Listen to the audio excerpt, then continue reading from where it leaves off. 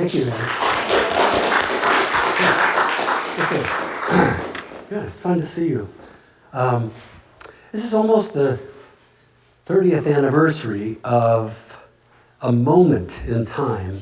On May 9th, 1993, I was sitting watching TV, and I had I don't know if you call it an epiphany, whatever it was. And I got it, how our system can't work and how it could be fixed.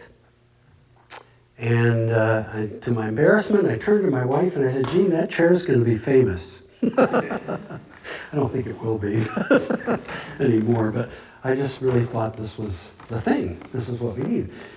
Fortunately, these days, our system, there's more and more problems are happening in our society that seem unsolvable. And so then we're starting to question, hey, maybe our system, something's wrong. And so it's now becoming more available to think about that, So I went out and I wrote a book about it instantly, and I thought everybody would buy 10 copies and, just give them to their friends because it's such good news. I thought it was good news. But not in the U.S., it's not good news yet, but it will be, I promise.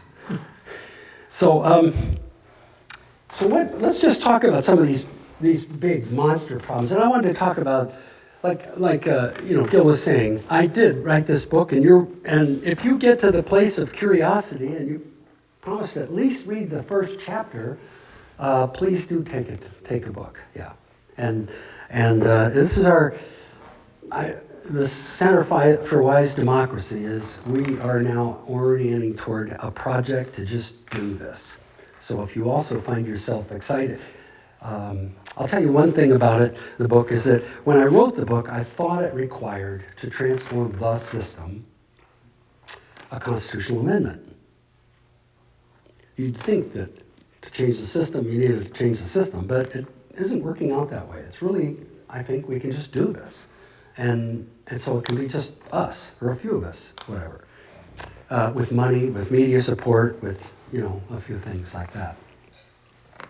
So let's just talk about some of these big problems in our society. Give me a couple. What are some of the big monster problems we're facing?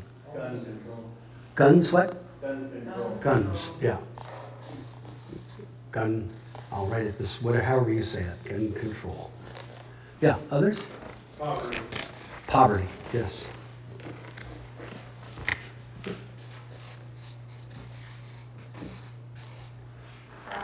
Crime. Okay. Rising cost of living. Say again? Rising cost of living. Rising cost of living, yes. Cutting down forests. Cutting down forests. We versus them. Yes. We down forests. We versus them. Right. Corrupt political system. Corrupt political system. Thank you.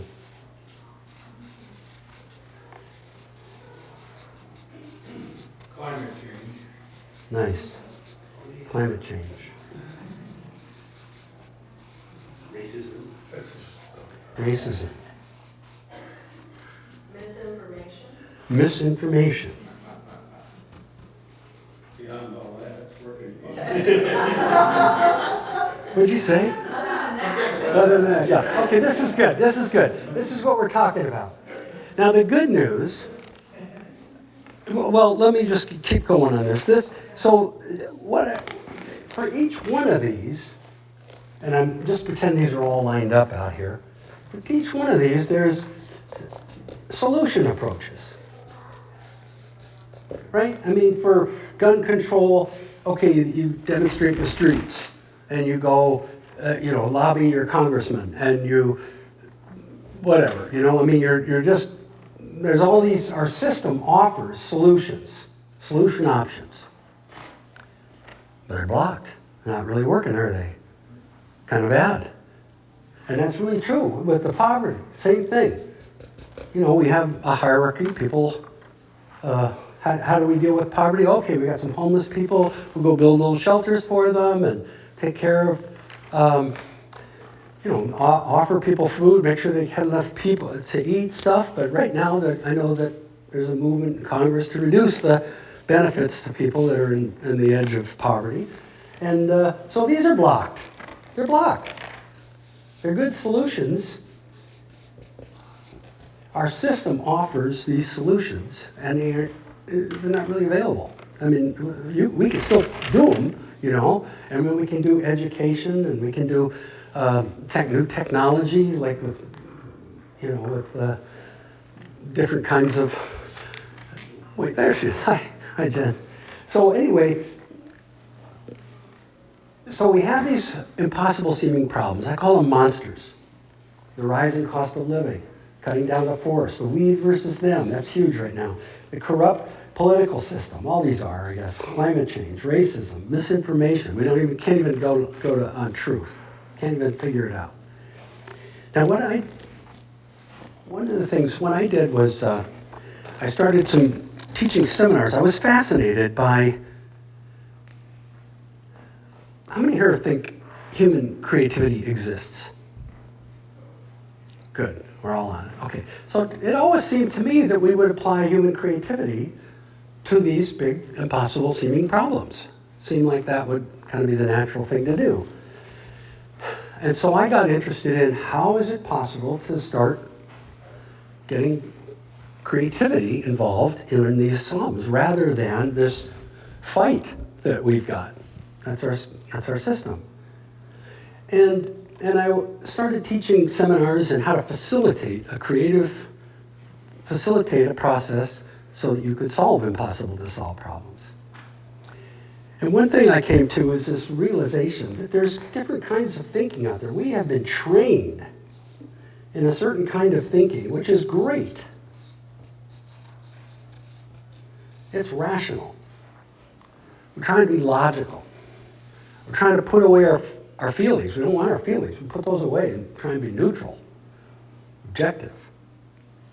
So so that's our thinking process. But that is sort of designed for us by our system. That's what we encourage, even our educational system. We all get excited about critical thinking because the misinformation about truth and stuff, we need it. But where's this creative process that can solve impossible to solve problems, the big ones? Well, we don't have that in our system.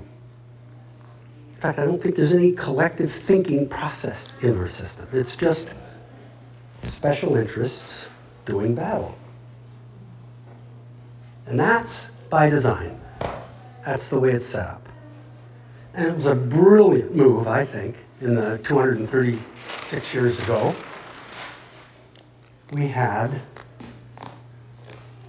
I guess I messed up my chart paper, sorry. I don't think I'll get a straight line. So we kind of had this triangle system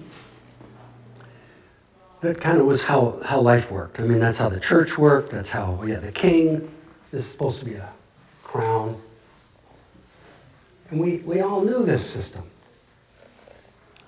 And then somehow we had a bunch of people come to this continent and say, well, God, we don't want to do that again. Really don't, but we're tempted, see, because George Washington is pretty cool and he just won the Revolutionary War, and so maybe you want to do this. You want to, every so often there's a resurgence of the idea to getting a king back. Maybe George Washington would do it. Cool guy. He said, no thanks. I really want to go to my farm, do some farming and stuff. I mean, he was cool, right?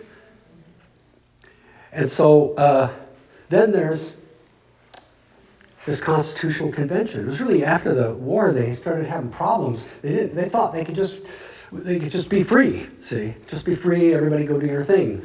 But then it was kind of breaking down the Shays' rebellion and so forth, and so they had to get some way of thinking. How do we set up a new system? What could we do? And James Madison was really cool about this. I mean, he's the guy that kind of organized it. And somehow he got George Washington to show up. And everybody knew he was the king. So he was elected unanimously to be president of the Constitutional Convention. So we're talking about systems right now. So, and I'm going to tell you what I think we can do to make the shift that's needed. But this system, the king, is about loyalty. And again, it's kind of like hierarchy. And it's about obedience, etc., okay? And somehow they had a constitutional convention with George Washington as president. And they said, how do we want to do this? What's our way of setting things up? How could we do it? And so they designed, not a democracy. Maybe you think it's a democracy. Everybody knew then it wasn't a democracy. And they thought democracies were bad, actually.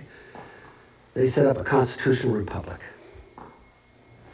And so they had ratifying, they came up with an idea. Here's what we think ought to happen. Goodbye. There was nobody there. After this group came and made their presentation, there was no there. It was just the states. Here, they said, if you want to ratify this, here's how you can ratify it. And so the states had their separate meetings, and they knew that it wasn't going to work unless you had like farmers and people like that just show up and do it. So they had the ratifying convention, and so they anchored in place a system that we call today democracy. Largely because of Abraham Lincoln. Abe Lincoln said, of the people, by the people, for the people, okay, now we got it, it's a democracy. But we're trying to live up to that, but we really can't do it because there's no thinking process. It's the rule of law. So we have a social contract, and in this social contract, you have these branches of government. So you have the Constitution, and then you have the branches of government, the Senate and the House and the Supreme Court and whatever. And out the bottom comes laws, which is another set of rules. So really, our system is basically the rules of the game. Go be free.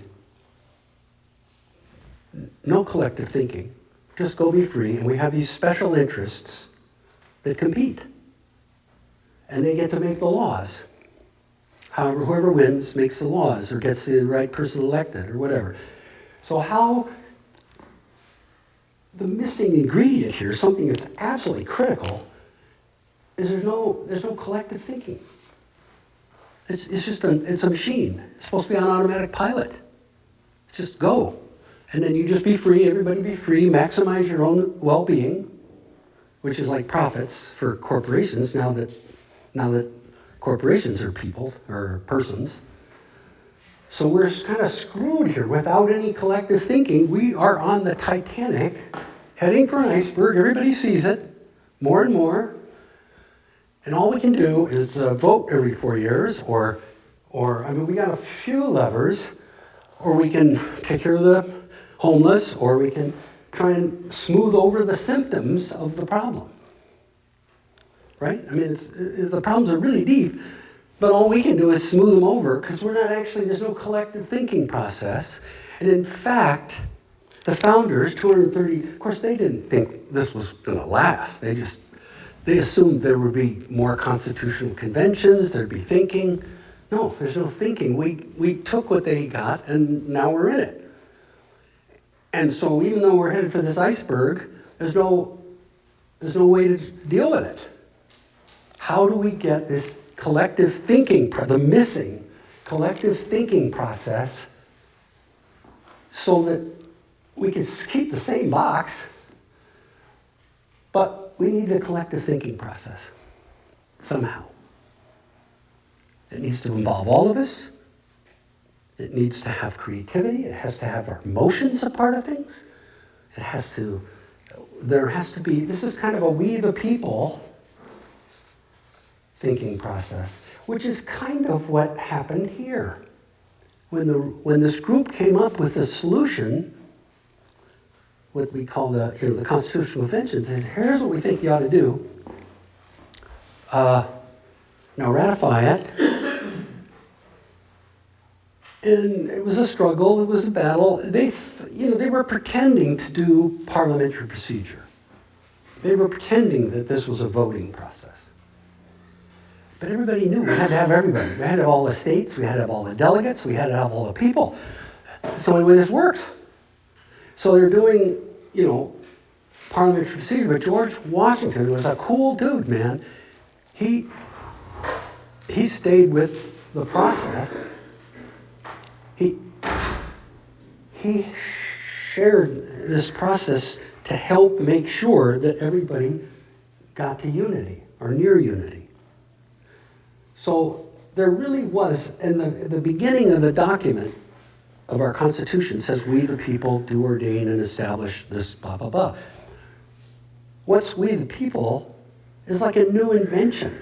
Nobody ever thought of a we the people. What's a we the people? It's all of us, but it's all of us in unity. All of us together saying yes to this new document. And in fact, they kind of got there.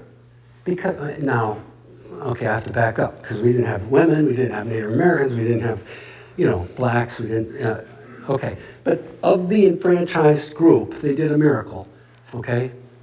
And they really kind of got almost everybody saying, yes, we want to go ahead with this system.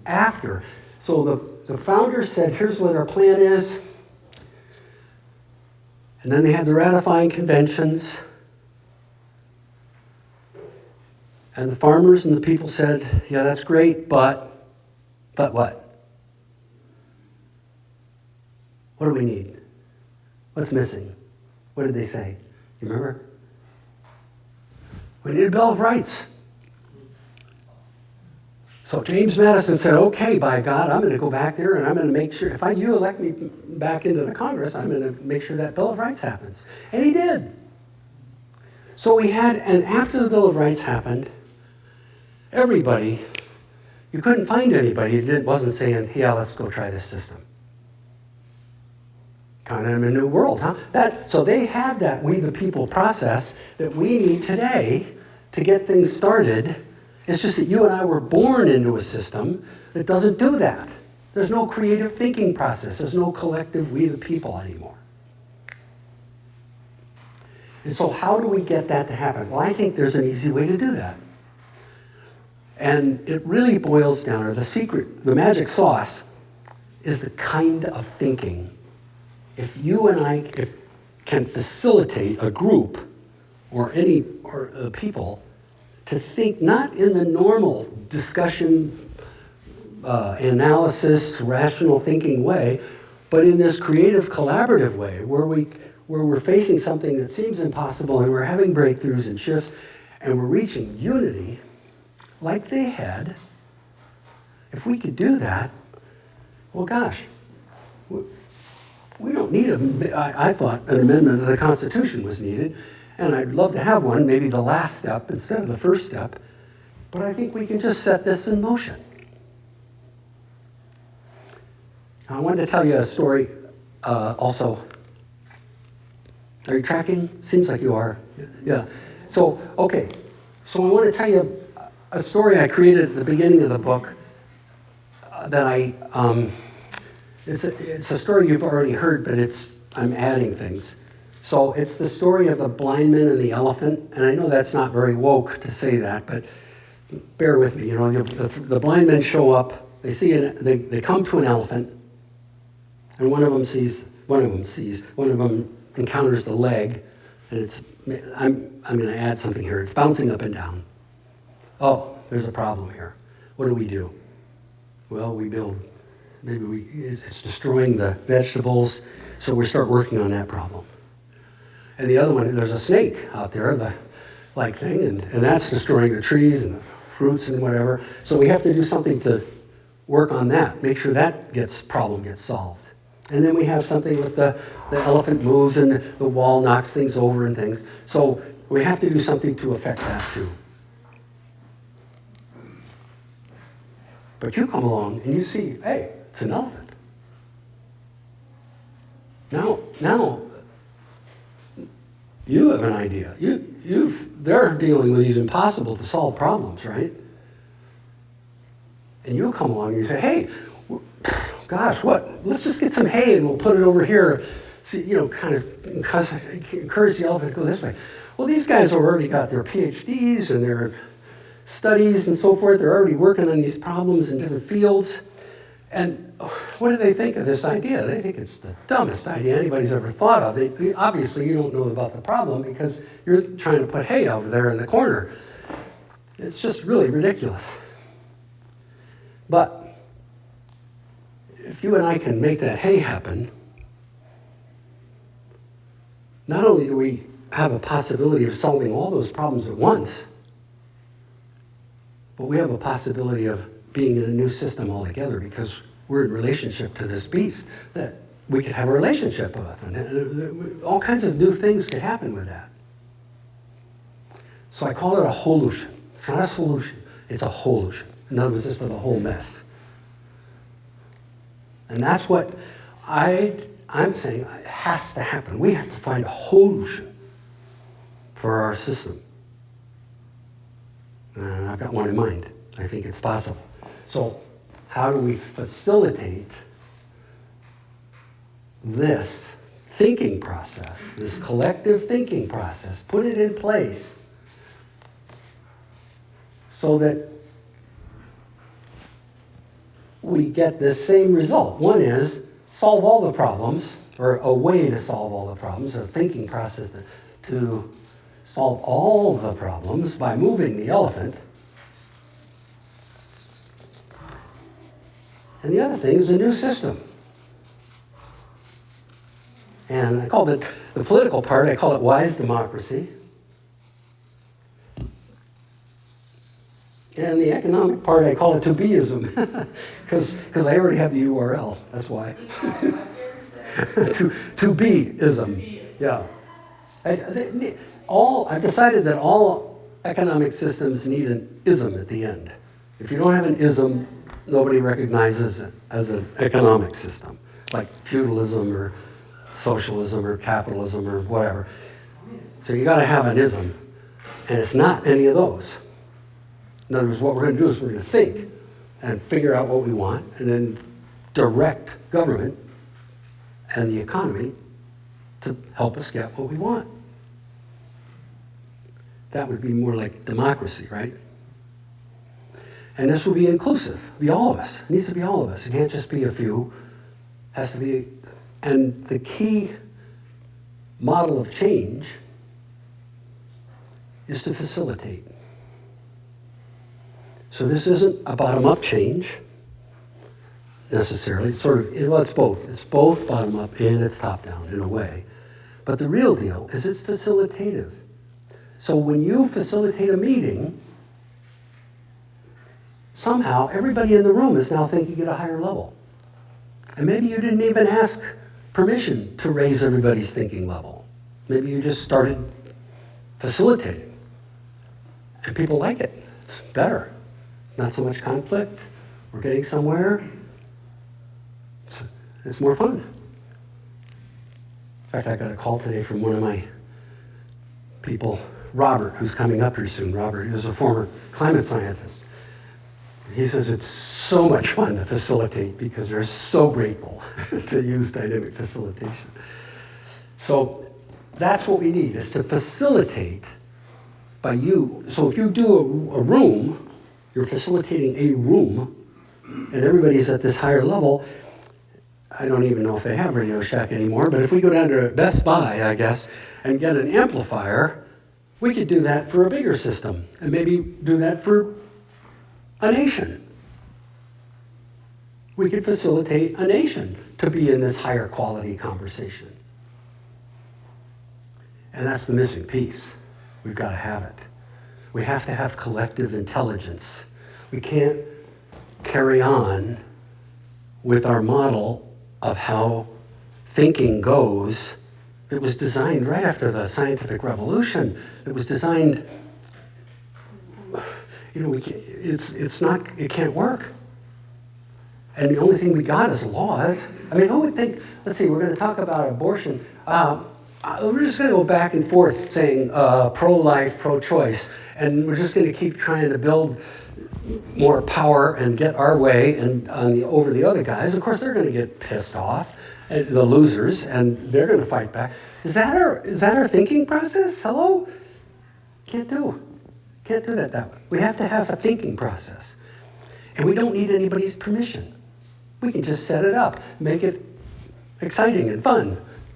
And that's what I think is possible to do.